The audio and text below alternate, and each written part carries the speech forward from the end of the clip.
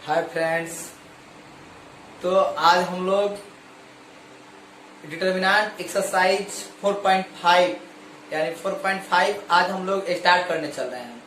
तो इसके पहले हम आपको बता दें कि जो पिछला इसके पीछे वाला जो वीडियो है उस वीडियो में हमने आपको खूब बढ़िया से प्रतिलोम और सहखंडज यानी एडजॉइंट एंड इनवर्स का थ्योरी और उसमें एक एक एग्जाम्पल के सवाल दिए हैं। तो मुझे पूरा विश्वास है कि आप लोग उस वीडियो को देखे होंगे और आसानी से उन सभी चीजों को अपने कॉपी पर नोट किए होंगे। तो देखिए, थ्योरी पढ़ने के बाद ही आप इस एक्सरसाइज को खूब बढ़िया से समझ सकते हैं।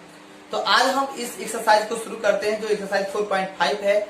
इसमें हम लोग एडजॉइंट और एडजॉइंट एंड इनवर्स से संबंधित सवाल को अध्ययन करेंगे। तो चलिए हम स्टार्ट लेते हैं एक्सरसाइज 4.5। देखिए, ये आपका सवाल है। एक्सरसाइज 4.5 का प्रश्न 1 और 2 में प्रत्येक आव्यूह का सहखंडज ज्ञात कीजिए। देखिए, आपने वीडियो को देखा होगा तो आपको याद होगा कि उसमें हमने सहखंडज निकालने के तरीका को बताया था, जिसको हमने कई सारे नंबरिंग से 1 2 3 4 करके ऐसे डिनोट कर दिए हैं। और हमने आपको बताया था कि दिए गए सारणी को ए माने। देखिए, पहला हमारा काम है कि दिए गए सारणी को ए माना कि दिए गए सारणी को ए मान लेते 1 2 3 4। अब इससे दिए गए आव्यूह को ए माने तो ए मान लिया। अब इस आव्यूह का हम लोग को फैक्टर निकालेंगे। हमने रूल में भी आपको लिखा है, अभी भी हम उसी रूल से काम कर रहे हैं। तो यहाँ पर लिखेंगे कोफैक्टर ऑफ R1। देखिए, कोफैक्टर का मतलब सहखंड होता है। कोफैक्टर का मतलब सहखंड होता है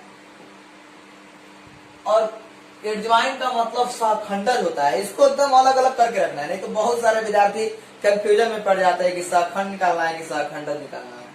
तो अब देखिए, जैसे ही हम निकालेंगे यहाँ पे तो कोफैक्टर को ए से डिनोट करते हैं A11 और इसमें चिन्ह का प्रयोग करते हैं तो प्लस और ये हो जाएगा 4 आपका A12 आपका 1 2 3 20 तो माइनस हो गया और इसके सामने पड़ेगा 3 तो 3 हो जाएगा।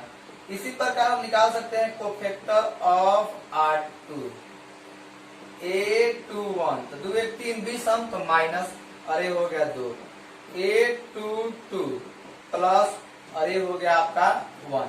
तो देखिए, इस प्रकार से हमने कोफैक्टर निकाल लिया। अब हमने आपको रूल लिखाया होगा कि यदि कोफैक्टर मिल जाता है तो उस कोफैक्टर से के आव्यूह बनाएंगे। तो एक आव्यूह बनाएंगे और उसका नाम हम लोग बी देंगे। देखिए, हमने यहाँ पे एक आव्यूह बनाया 4 -3 -2 और 1 और इस आव्यूह का नाम हमने बी दे दिया। अब बी का हम परिवर्त निकालेंगे, ट्रांसपोज यानी पंक्ति को स्तंभ में चेंज करेंगे। देखिए, 4 -3 पहला पंक्ति है, ये पहला स्तंभ हो गया।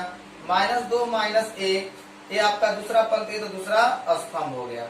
अब आइए, यही परिवर्त मैट्रिक्स ही आपका एडजॉइंट मैट्रिक्स होगा, यानी B' = एडजॉइंट A। यानी क्योंकि सवाल किसमें है, ए में है, तो आंसर में हम किसमें देंगे, ए में। यानी 4 -2 -3 और 1 यही आपका आंसर हुआ। यानी इस तरह से हम इन सभी सवालों को निकालते हैं। तो चलिए, हम आपको 2 सवाल इसमें दे देते हैं कि आप जरूर इसको बनाइएगा। 2 3 1 5 -4 3 2 1। आप इन दोनों सवालों को जरूर सॉल्व कीजिएगा। तो 1 और 2 में तो अभी 2 नंबर सवाल बाकी है और 3/3 ऑर्डर का आव्यूह है, तो हम उसको खुद बनाएंगे। बट आपके लिए हमें 2 सवाल दिए हैं जो आप इस प्रोसेस से जरूर बनाएंगे और आपको रूल भी याद हो जाएगा। तो चलिए, अब हम आपको 2 नंबर सवाल जो 3/3 ऑर्डर का है उस देखिए, अब हमें इस सवाल को सॉल्व करना है। यहाँ प्रश्न 1 और 2 में प्रत्येक आव्यूह का सहखंडज ज्ञात कीजिए। तो यानी कि 2 नंबर में सहखंडज, तो सहखंडज ज्ञात करने के लिए पहला रूल है कि दिए गए सारणी को ए माने। देखिए, हमने ए मान लिया 1 1 2 2 3 5 2 0 1 हमने मान लिया इसको। अब इसका हम लोग को फैक्टर निकालेंगे। याद कीजिए, हमने आपको बताया कि दिए गए सारणी को ए माने, उसके बाद उनका कोफैक्टर निकाले। तो यहाँ पे हम निकालेंगे cofactor of R1। Cofactor of R1 का कोफैक्टर पे से डिनोट करते हैं 1 1 प्लस। अब आई जैसे प्लस हमने लिखा इसको ढक दिया तो यहाँ पर 3501 तो 3 एकम 3 आप 5 में 0 से गुना कीजिएगा 0 यानी आ गया आपका 3। उसके बाद चलिए A12 भी सम तो माइनस चिन्ह आ गया। इसके बाद इसको और इसको ढक लेंगे तो क्या बचेगा 2521 2521 2521। अब इसको हम लोग यहाँ पे सॉल्व करेंगे। यहाँ पर जब सॉल्व करेंगे तो क्या हो जाएगा आपका माइनस 2 एकम 2 माइनस 5 दूना 10 यानी -8 माइनस मिलके +8 हो जाएगा। तो इस तरह से हम देखिए हम लोग को यहाँ पर देखना था दिए गए अभिहु को ए मान के उसके बाद हमने अभिहु को किस में बदल दिया, सारणी के रूप में बदल दिया, यानी सारणी के रूप में डिटरमिनेंट के रूप में कन्वर्ट करनी है। तो यहाँ पे हमने सारणी के रूप में कन्वर्ट कर दिया। थोड़ा सा पीछे वाले सवाल को भी आप लोग सारणी के रूप में कन्वर्ट कर लीजिएगा, वहां मिस हो गया था थोड़ा। अब आइए अब हम यहाँ पे इस चीज को सॉल्व करेंगे तो 3 मिला। अब A13 तो A13 4 सम हो गया तो प्लस, अब यहाँ पे लिखेंगे हम 2 3 2 0 तो 0 अब -2 तिहाई 6 -6 मिला। इसके बाद कोफैक्टर ऑफ R1 का काम हो गया तो अब हम यहाँ पे लिखेंगे कोफैक्टर ऑफ R2 तो A21 तो 2 और 1 3 विषम हो गया तो माइनस, इसको हम लोग ढकेंगे -1 2 0 1 -1 -0 इक्वल टू -1 A22 प्लस, देखिए तो A22 प्लस, अब इसको ढकेंगे तो क्या बचेगा 1 2 2 1 1 2 2 1। इसको सॉल्व करेंगे तो 1 -4 इक्वल टू -3। देखते चलिए। इसके बाद हमारा बचा A23 यहाँ माइनस हो जाएगा तब इसको ढकेंगे तो 1 1 2 0 1 1 2 0 -0 -2 इक्वल टू 2 माइनस मिलकर प्लस हो गया। अब आइए अब यहाँ हम लोग को निकालना है कोफैक्टर ऑफ R3। देखिए कोफैक्टर ऑफ R3 तो R3 के लिए हम चलेंगे यहाँ से A31 तो प्लस हो जाएगा 3 1 4 तो प्लस हो जाएगा 1 2 3 5। देखिए लिखेंगे 5 -6 इक्वल टू -1 5 से कम 5 3 दूनी 6 5 6 जाएगा -1। A32 माइनस चिन्ह हो गया और इसको ढकेंगे 1 2 2 5 -5 -4 यानी -1 ये -1 हो गया। इसके बाद A33 है। देखिए A33 जैसे ही हमको मिला यहाँ पर चिन्ह 3 3 6 प्लस हो गया, चिन्ह लिख दिए, इसको ढकेंगे तो 1 1 2 3 लिखते चलिए इसको। अब यहाँ पे हम लिखेंगे 3 एकम 3 -2 इक्वल टू 1। अब हमें इस प्रकार से कोफैक्टर यानी सहखंड मिल गया। अब कोफैक्टर जब मिल गया तो कोफैक्टर से जो राशि प्राप्त हुई उससे हम बनाएंगे एक अभिहु और उसका नाम दे देंगे B। तो देखिए अब हम लिखेंगे 3 8 -6 -1 -3 2 यहाँ -1 -1 1 और ये B का परिवर्त मैट्रिक्स निकालेंगे और वही परिवर्त मैट्रिक्स आपका एडजॉइंट सहखंडज होगा। तो इसका परिवर्त निकालेंगे तो B डैश हो गया 3 8 -6 -1 -3 2 -1 -1 और 1 और यही परिवर्त मैट्रिक्स आपका एडजॉइंट A यानी सवाल A में है तो आंसर भी A में होगा।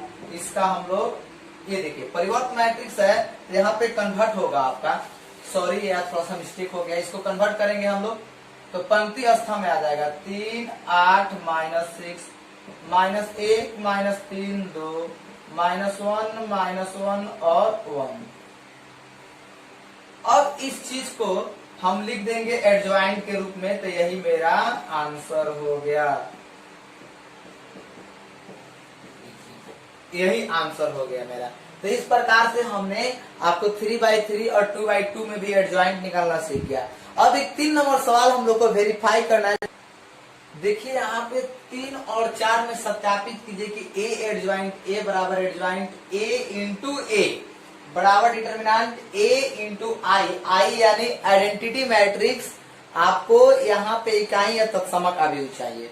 तो जब सवाल 2/2 ऑर्डर का है तो यहाँ आई का भी मान 2/2 ऑर्डर का होगा। अब देखिए इस सवाल में हमें इसका मान इसके मान के बराबर, इसके मान के बराबर होना चाहिए। हमें यही इस सवाल को करना है। तो सबसे पहले तो हम रूल फॉलो करेंगे। हम a के मान देखेंगे, एडजॉइंट a के मान देखेंगे, डिटर्मिनेंट a के मान देखेंगे, उसके बाद सबको एक दूसरे में रख रख के जांच करेंगे। अगर तीनों के मान एक दूसरे के बराबर आ गया तो वेरीफाई हो जाएगा, और तीनों एक दूसरे के बराबर आएगा ही आएगा, क्योंकि पहले ही बोला जा चुका है कि सत्यापित कीजिए। तो चलिए हम शुरू करते हैं रूल के हिसाब से कि पहले दिए गए सारणी को a माने, तो दिए गए सारणी को a माने, दिए गए अभिहू को a माने, 2 3 4 6। इसके बाद इससे आप बनाए सारणी, तो 2 3 4 6 हमने सारणी बना लिया। हमें एडजॉइंट तक पहुंचने के लिए याद कीजिए हमें कोफैक्टर निकालना बहुत ही जरूरी है। तो चलिए अब हम कोफैक्टर निकालते हैं। तो लिखेंगे कोफैक्टर ऑफ R1। देखिए R1 जैसे हम निकालेंगे, यहाँ पे A11 प्लस चिन्ह हो गया तो मेरा 6 मिल जाएगा, A12 माइनस चिन्ह हो गया, -4 हो गया। फिर चलेंगे कोफैक्टर ऑफ R2, तो A21 माइनस, तो A21 माइनस मिल गया तो हमारा हो जाएगा -3, यहाँ घटेंगे तो ये मिलेगा। A22 प्लस, तो ये हो गया मेरा 2। इस प्रकार से हमें A11 A12 मिल गया, कोफैक्टर मिल गया। अब कोफैक्टर से एक सारणिक बनाएंगे, एक अभिहू बनाएंगे जिसका नाम हम लोग B दे देंगे। तो देखिए B मिल गया हमें, B मिल गया क्या, 6 -4 -3 2। और B का परिवर्त निकालेंगे, ट्रांसपोज करेंगे, पंक्ति को हम लोग स्तंभ में चेंज करेंगे। तो B का परिवर्त मतलब हमारा मिलेगा यहाँ पे B डैश, तो B डैश देखिए क्या है, 6 -4 -3 और यहाँ पर मिला 2, B डैश मिला। और यही परिवर्त मैट्रिक्स हमारा एडजॉइंट मैट्रिक्स होगा, यानी एडजॉइंट A 6 -3 -4 और 2, यही हमारा एडजॉइंट मैट्रिक्स हुआ। अब हम लोग को वेरीफाई करना है। तो चलिए पहले इसमें से हम एक स्टेप उठा के देख लेते हैं। पहला क्या है, A इंटू एडजॉइंट A।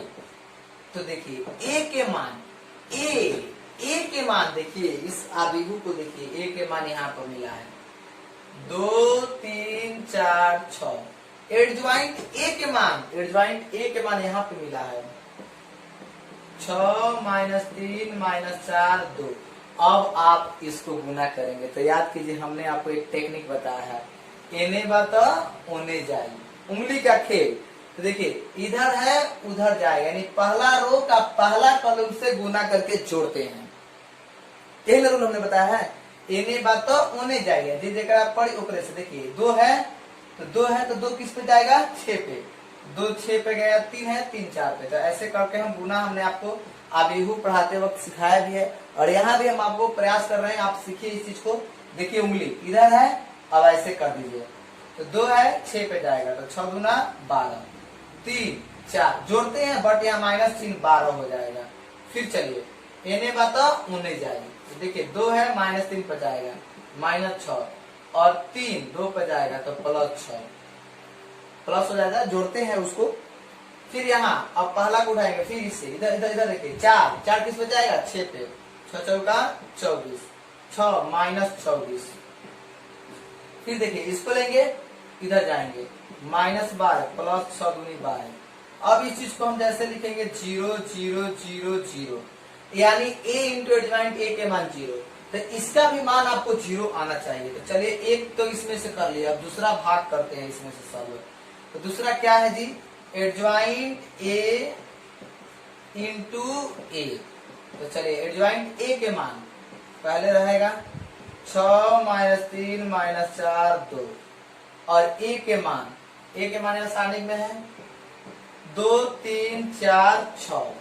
देखते चलिए अब इसको हम लोग गुना करेंगे, तो फिर वही प्रोसेस हम लोग अपनाएंगे।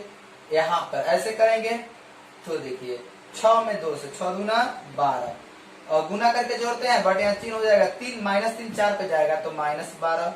फिर देखिए पहला पंक्ति दूसरा स्थान, 6 3 18 -6 3 18। फिर देखिए ऐसे करके ऐसे करेंगे, -4 दूनी 8 +4 दूनी 8। फिर देखिए दूसरा पंक्ति दूसरा स्थान, तो -12 + 6 दूनी 12। इसको लिखेंगे हम यहाँ पे, तो यहाँ पे आसानी से हम लिख सकते हैं 0 0 0 0।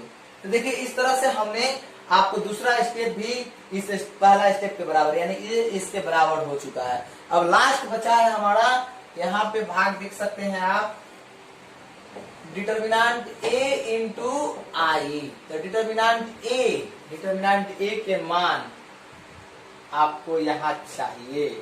तो डिटर्मिनेंट a के मान हम आसानी से लिख देंगे, वहां गुना करने की कोई आवश्यकता नहीं है। 6 दूना 12 -4 तिहाई 12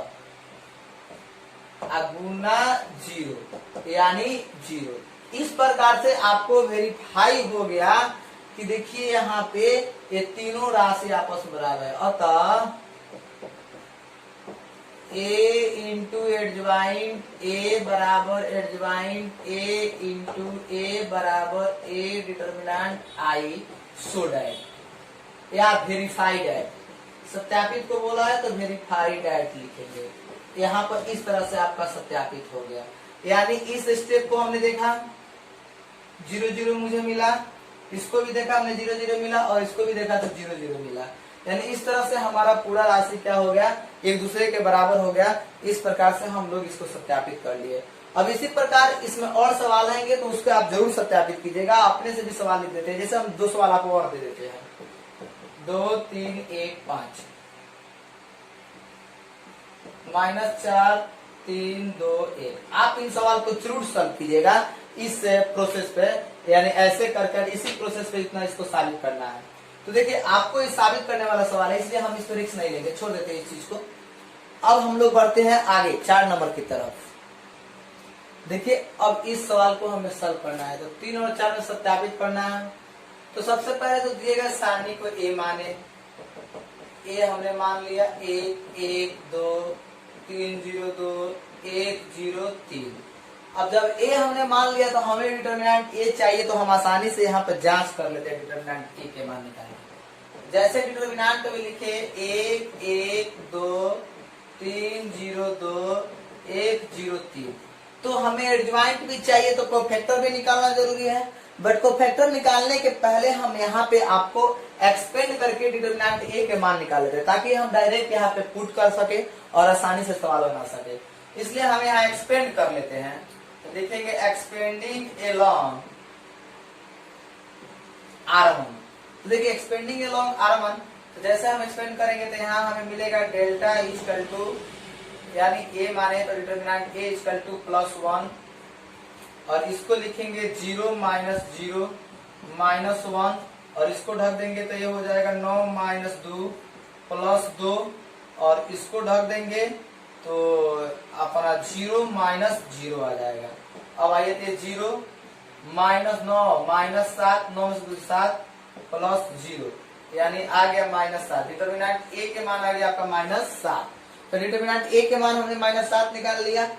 अब यहाँ से हमें कोफैक्टर चाहिए, क्योंकि एडजॉइंट निकालना है। तो एडजॉइंट निकालने के लिए, सहखंडज निकालने के लिए सहखंड निकालना नितांत जरूरी है। तो हम यहाँ पे जरूर कोफैक्टर निकालेंगे। तो लिखते हैं कोफैक्टर ऑफ R1। तो देखिए कोफैक्टर ऑफ R1 जैसे लिखा हमने A11, और चिन्ह होता है आपका प्लस। तो प्लस जैसे हमने यहाँ पे अब इसको ढका तो 0 -0 = 0।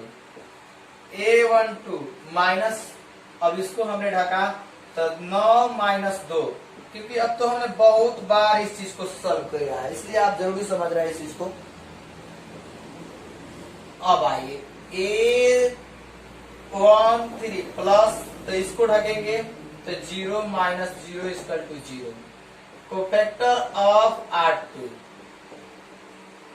देखिए कोफैक्टर ऑफ R2, तो कोफैक्टर ऑफ R2 तो A21 माइनस, तो माइनस लिखेंगे तो इसको और इसको ढकेंगे, इसको और इसको पूरा ढकेंगे तो बचेगा 3। अब -0 = -3, समझते चलिए। यहाँ पे 822, तो 822 प्लस और इसको पूरा ढकेंगे तो क्या बचेगा 3 माइनस 2, 3 माइनस 2 इक्वल टू 1। 823, तो 823 मिला माइनस। तो अब यहाँ से हमने आपको निकाल लिया कोफैक्टर ऑफ R2। अब हम यहाँ से शुरू करेंगे कोफैक्टर ऑफ R3। तो देखिए लिखेंगे कोफैक्टर ऑफ R3।